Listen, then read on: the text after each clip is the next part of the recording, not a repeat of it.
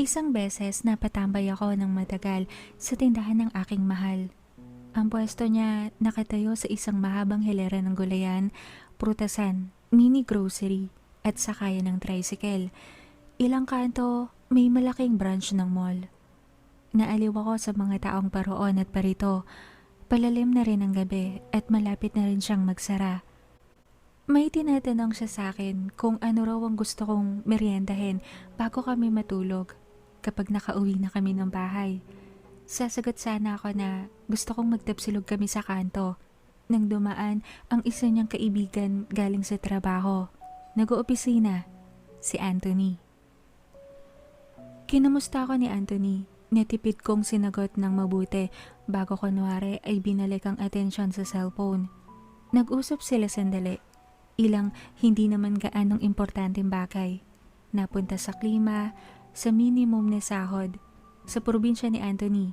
Sinabi pa ng huling namimiss na nito ang dagat sa probinsya nila. Di ba Maria, sa YouTube nagkukwento ka ng nakakatakot? Tanong ni Anthony na kinatingin ko sa aking mahal. Mula nang makuha ko ang requirements para ma-monetize sa YouTube, sinabi kong huwag na niyang ipamarali na may channel ako. Hindi sa nahihiya ako o ano pero wala pa akong kakilala o kamag-anak na gustong makinig ng horror narration. Kailangan ko lang talaga ng subscriber para maka 1K. Pero nung naabot ko na ang 1,000 subscriber, sinabi ko na wag na niya ikwento sa ibang tropa niya. Ayoko kasi sa lahat yung pinipilit ang taong pakinggan ako, lalo at hindi naman talaga nila bet ang Tagalog horror narration. Tulad ng dati, sisilay lang sa manipis na labi ng aking mahal ang pilyong ngiti. Bago tumalikod, kunwari ay may inayos upang iwan ako sa ere saglit. Dahilan upang ibaling ko kay Anthony ang aking atensyon at sagutin ang kanyang tanong. Hindi naman as in nakakatakot. Nagsusulat-sulat lang ako ng ilang kwentong ang pinapaksa ay aswang. Minsan nga puro kalokohan lang talaga yung laman ng content ko. Kakamot-kamot na sagot ko sa kanya bago muli sanang itutuon ng atensyon sa cellphone nang maramdaman kong tumabi ang aking mahal sa akin.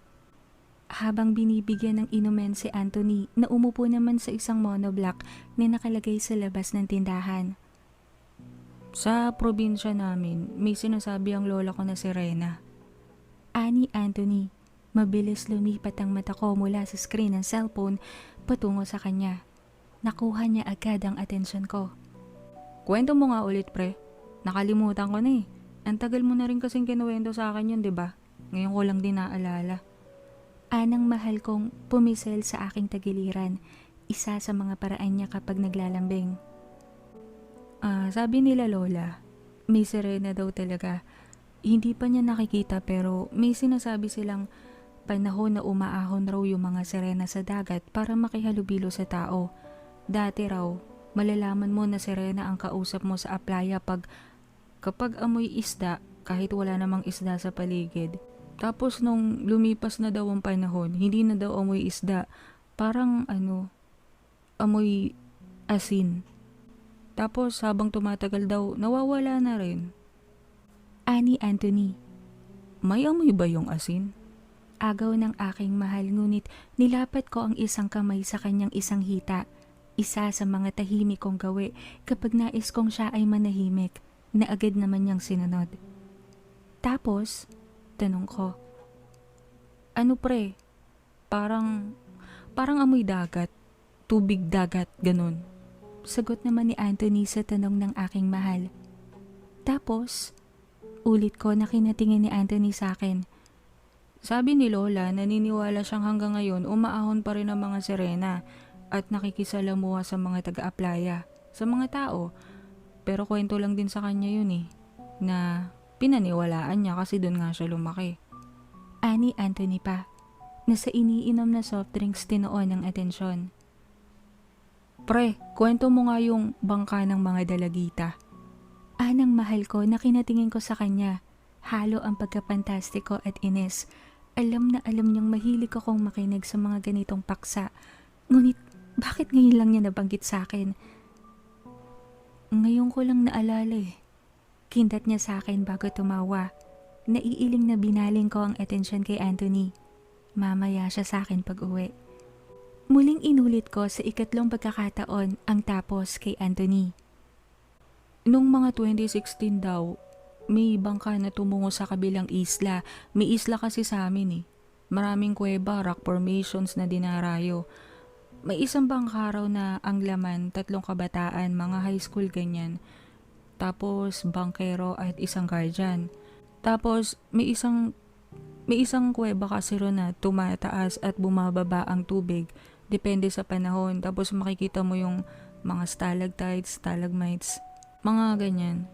Nung nakapasok na raw sa loob ng isang kuweba yung bangka, may gumalaw raw sa tubig. Parang dumaan lang ganun. Tapos tinapatan daw ng flashlight kasi medyo madilim sa loob.